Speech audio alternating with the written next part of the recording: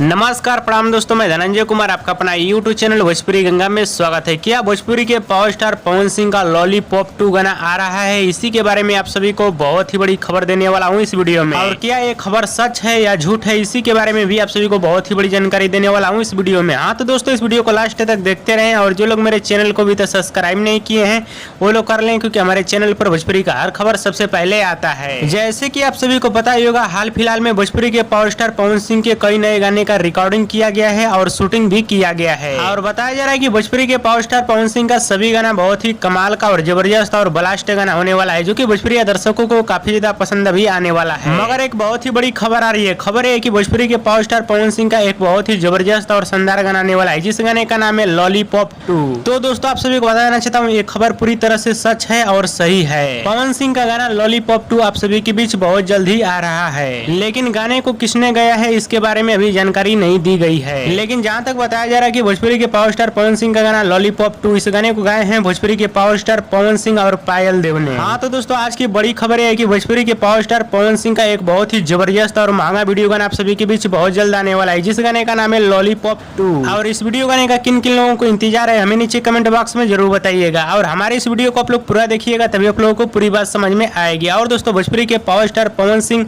और पायल देव का वीडियो पसंद है तो ज्यादा लाइक करें, कमेंट करें, शेयर करें, सब्सक्राइब करें। धन्यवाद दोस्तों।